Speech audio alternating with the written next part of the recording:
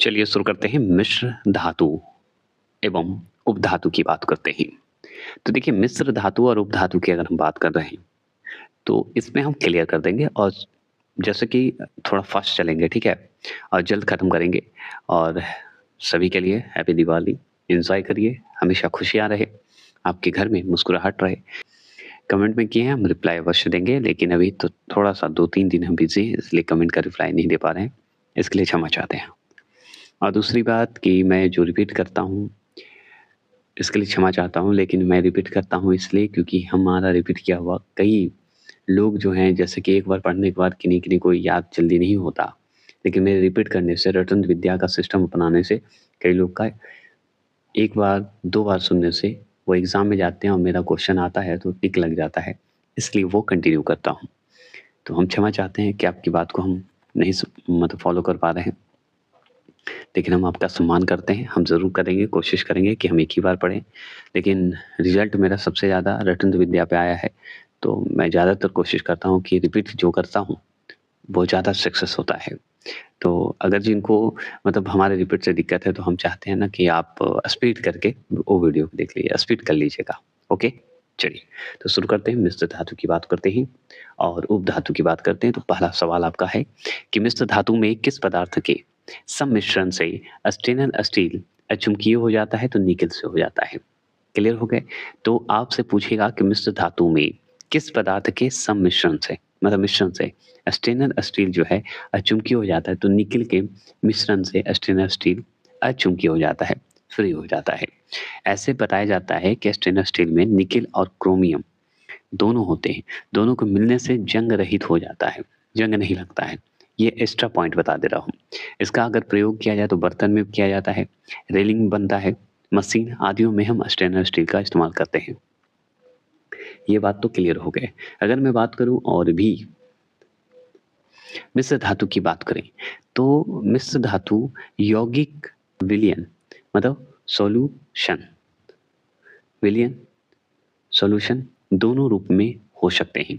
तो मिश्र धातु जो है यौगिक रूप से और विलयन रूप दोनों रूप से आपको मिलेगा। ठीक है? चलिए ये भी क्लियर। अगर मान लीजिए वायुयान का ढांचा बनाने में किस मिश्र धातु का प्रयोग जो है किया जाता है? तो किया जाता है बता सकते हैं? तो हम बताएँगे डूरेलुमीन का। ठीक है? लुमीन का किया जाता है। तो डूरेलुमीन का प्रयोग हम जो करते हैं मिश्र धातु के रूप में किसके लिए? तो वायुयान का जो ढांचा होता है, उसको बनाने के लिए। वायुपोत कहिए, वायुयान कहिए, ठीक है? उसको ढांचा बनाने के लिए। अब देखिए गैसोहोल गैसोहोल किन पदार्थों का मिश्रण है? तो एथिल अल्कोहल प्लस पेट्रोल का मिश्रण है। तो गैसोहोल किन पदार्थ का मिश्रण बता रहा है? तो हम बताएँगे एथिल अल्कोहल और पेट्रोल का। अब एथिल अल्कोहल और पेट्रोल का है, तो याद रखिएगा हम ईंधन के रूप में प्रयोग करते हैं इसे, गैसोहोल को। चलिए, मतलब सोल्डर। तो टाका जो है इसमें क्या-क्या मिला होता है? सीसा और टीन मिला होता है। सीसा और टीन का मिश्रण होता है टाका और ये तार जोड़ने या इलेक्ट्रॉनिक जो कार्य होते हैं उसमें काम आता है टाका का। है ना? क्लियर हो गए? चलिए और भी बताइए। गैल्वनीकृत गैल्वनीकृत लोहे पर किस पदार्थ का लेप जो है किया जाता है? तो गैल्वनीकृत लोहे पर किन पदार्थ का लेप लगाएँगे? तो हम बताएँगे जस्ता का, जिंक का। याद रखिएगा लोहे जंग से बचते हैं। लोहे का जो जंग लगने का संभावना है लोहे में, उसको बचाता है जस्ता, इसीलिए। ठीक है? तो जस्ते का लेप लगाया जाता है गैल्वनीकृत लोहे पर। किस पर? लोहे पर। ऐसे भी बोल सकते हैं।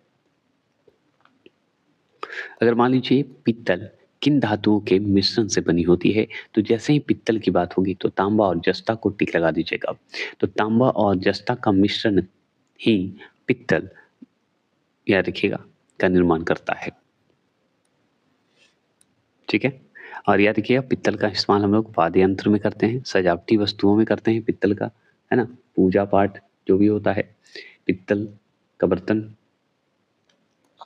तांबा और टीन Cu+Asn के मिश्रण से कौन सी धातु बनती है? तो कांसा धातु बनती है। तो तांबा और टीन का मिश्रण को और कांसा का इस्तेमाल हम मूर्तियों और सिक्के या कोई उपकरण बनाना हो तब करते हैं, ऐसे नहीं करते हम लोग। अब है स्टील को कठोरता प्रदान करने के लिए उसमें क्या मिलाया जाता है? तो स्टील जो होते हैं, स्टील को कठोर बनाना है, मजबूत बनाना है, तो कार्बन की मात्रा मिलाना होता है। ठीक है? तो किसकी मात्रा मिलाइएगा? तो कार्बन की मात्रा मिलाइएगा। और स्टील से हम इमारत तैयार कर सकते हैं, औजार बना सकते हैं, मशीनरी तैयार कर सकते हैं। समझ गए? स्टील बहुत इम्पोर्टेंट है। स्टील से तो आप पूरा घर बना दीजिएगा। चलिए मिश्र धातु की बात करें तो मिश्र धातु अत्यधिक शक्तिशाली, ठीक है? तो मिश्र धातु अत्यधिक शक्तिशाली, संक्षारण प्रतिरोधी तथा धातुओं की तुलना में अधिक लागत प्रभावी होता है, कॉस्ट इफेक्टिव होता है। ये बात है, अधिक लागत लगते हैं। समझ गए? तो मिश्र धातु जो है अत्यधिक शक्तिशाली है, धातुओं की तुलना में अधिक लागत प्रभावी होता है, कॉस्ट इफेक्टिव होता है। चलिए अब यहाँ पे देखिए कि जंग रहित लोहा बनाने में कौन सी धातु प्रयुक्त होती है? तो क्रोमियम होता है। तो जंग रहित धातु को बनाना है तो क्रोमियम का इस्तेमाल करिए। समझ गए? क्रोमियम मिलाने से जंग नहीं लगता है, ये जरूर ध्यान रखिए, तो लोहे में जंग नहीं लगेगा। अगर मान लीजिए इसी में पूछते हैं रासायनिक दृष्टि से सिंदूर किसका मिश्रण है, तो हम बताएंगे सिंदूर जो है मर्क्यूरिक सल्फाइड का मिश्रण है, HgS का मिश्रण है। तो मर्क्यूरिक और सल्फाइड मिलकर जो है सिंदूर का निर्माण करता है। ठीक है, याद रखना है कि हवाई जहाज तथा रेल के डिब्बे में पुर्जों के रूप में किस धातु से निर्मित मिश्र धातु का प्रयोग किया जाता है? तो एल्युमिनियम का किया जाता है। ठीक है, तो याद रखिएगा रेल के डिब्बे या हवाई जहाज के पुर्जे में एल्युमिनियम मिश्र धातु का प्रयोग होता है क्योंकि यह हल्की और टिकाऊ होता है। समझ गए? अगर इसी में और भी सवाल अगर आपसे पूछे तो क्या पूछेगा? तो सवाल यही पूछेगा कि सिलिकॉन एवं ऑक्सीजन Si+O का संयुक्त रूप क्या कहलाता है? तो सिलिकॉन डाइऑक्साइड कहलाता है, मतलब SiO2 कहलाता है, तो सिलिकॉन डाइऑक्साइड कहलाएगा। तो सिलिकॉन और ऑक्सीजन मतलब Si+O का संयुक्त रूप क्या कहलाएगा? सिलिकॉन डाइऑक्साइड कहलाएगा, मतलब SiO2 कहलाएगा। क्लियर? चलिए अगर मैं बात करूं जल और चौक के मिश्रण का, तो जल और चौक के मिश्रण को किस विधि के द्वारा पृथक किया जाता है या किया जा सकता है? तो अवसादन के द्वारा किया जाता है। और जल और चौक का मिश्रण हम क्या कहलाए? अवसादन कहलाए, जिसे हम सेडिमेंटेशन कहेंगे। क्लियर? इसी के द्वारा अलग किया जाता है, जल और चौक के अलग करते हैं। अगर मान लीजिए फाइबर ग्लास जो बनता है, फाइबर ग्लास को विद्युत रोधी बनाने में कौन सी उपधातु प्रयुक्त होती है? कौन सी उपधातु होती है? तो हम बताएंगे बोरॉन। क्या होता है? बोरॉन। याद रखिएगा, आप स्पीड करके वीडियो देख लीजिएगा। तो फाइबर ग्लास में अगर मान लीजिए तो विद्युत रोधी बनाने के लिए विद्युत रोधी बनाया जाता है इसे, क्योंकि बोरॉन का इस्तेमाल करके। और बोरॉन क्या है? उपधातु है। ठीक है, ये ध्यान रखना होगा। अगर मान लीजिए कौन सी उपधातु की बात कर रहा है, उपधातु के रूप में एल्युमिनियम के समान दिखाई देते हैं, तो एल्युमिनियम के समान दिखाई देता है जो कि उपधातु का शुद्ध है सिलिकॉन। सिलिकॉन जो है क्या है? ये है सिलिकॉन उपधातु जो कि एल्युमिनियम के समान आपको दिखेगा। देखिए लेड्स में प्रयोग किया जाने वाला गैलियम आर्सेनाइड किस उपधातु का यौगिक है? तो आर्सेनिक का है। किसका है? आर्सेनिक का है। तो आते हैं, जैसे देख लीजिए कौन सी उपधातु जो है पेयजल में, पेयजल मतलब पीने वाला जल है ना, तो पेयजल में मिश्रित होकर मानव स्वास्थ्य के लिए घातक है। घातक मतलब हानिकारक होती है, तो वो है आर्सेनिक। आर्सेनिक जो है ये बहुत ही घातक होता है मानव स्वास्थ्य के लिए। ठीक है, तो है क्या? उपधातु। ये विषैला होता है, आर्सेनिक जो होते हैं विषैला होता है, पॉइज़न होता है इसमें। और पीने के पानी में इसकी सुरक्षित मात्रा जो है 10 भाग प्रतिशत विलियन है, ठीक है? मतलब 10 भाग प्रति बिलियन है, बिलियन, ठीक है?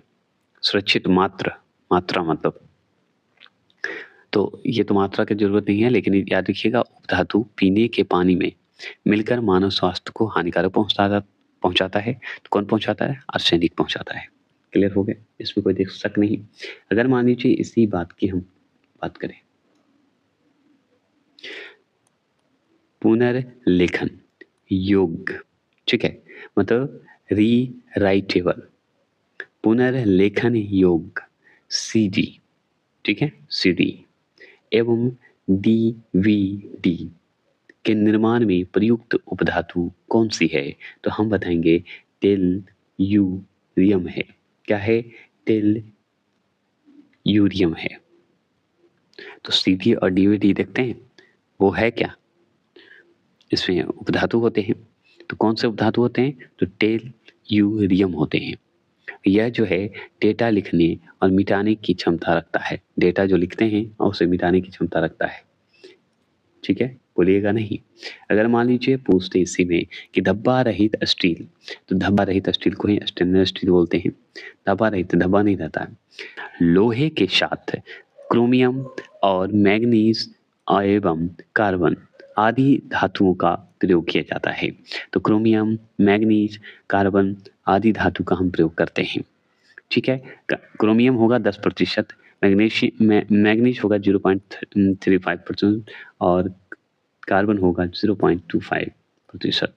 कैमरा एवं सूक्ष्मदर्शी के लेंस में किस उपधातु का प्रयोग किया जाता है? तो जर्मेनियम का इस्तेमाल करते हैं।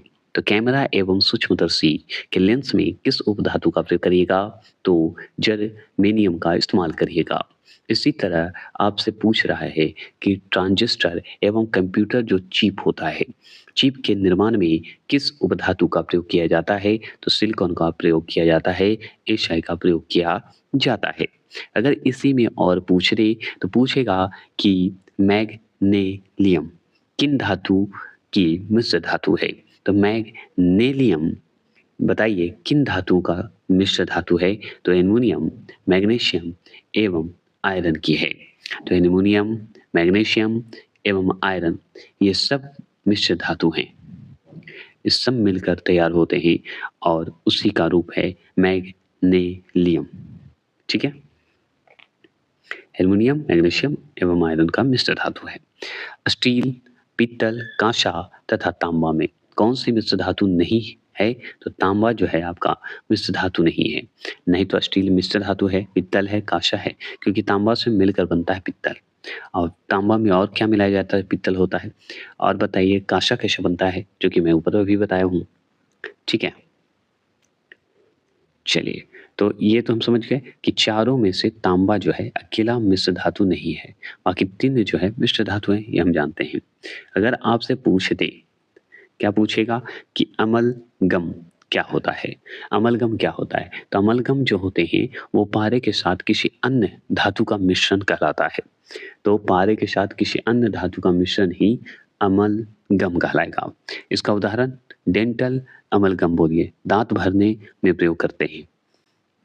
चलिए, ये भी बात है। अगर मान लीजिए इसमें पूछे कि सर्वाधिक मात्रा में सिलिका का प्रयोग किस प्रकार के कांच के निर्माण में होता है? तो क्वार्ट्ज के कांच में होता है।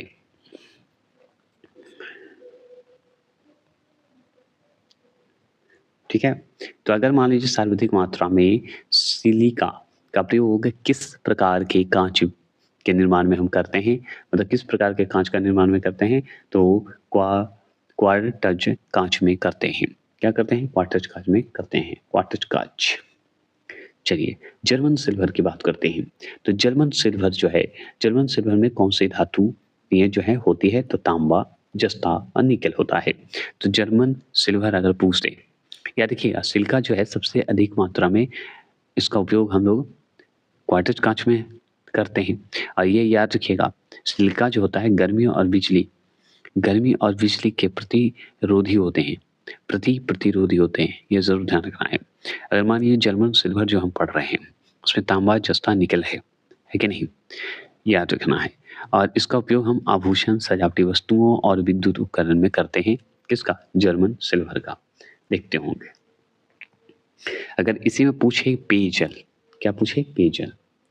पेयजल मतलब पीने वाला। तो पेयजल में आर्सेनिक की कितनी मात्रा सुरक्षित मानी जाती है? तो 10 भाग प्रति माना जाता है। फायर डैम के नाम से जाना जाता है, तो मीथेन को जाना जाता है। ठीक है? तो किस कार्बनिक यौगिक को फायर डैम के नाम से जानते हैं या जाना जाता है? तो मीथेन को जाना जाता है। बस इतना ही जान लीजिए और कुछ नहीं जानने की आवश्यकता है। ठीक है? और यहाँ पे थोड़ा-सा और जान लीजिए, थोड़ा-सा और, ज़्यादा नहीं।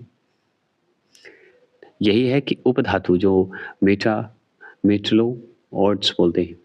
तो अगर मान लीजिए उपधातु पूछे तो 7 कौन-कौन है? तो बोरॉन है जिसे हम बी से बताते हैं, सिलिकॉन है जिसे एसआई से बताते हैं, जर्मेनियम है जिसे जीई से बताते हैं, आर्सेनिक है जिसे एएस से बताते हैं, एंटीमनी है जिसे एसपी से बताते हैं और टेलुरियम जो है वो टीई से है और पोलोनियम जो है पीओ से है। बात खत्म। तो 7 उपधातु आप समझ गए। ठीक है? Boron, silicon, germanium, arsenic, antimony, tellurium और पोलोनियम, ये सब जो है मतलब उपधातु हैं। आज के लिए उपधातु इतना ही रखते हैं। चलते हैं नेक्स्ट वीडियो।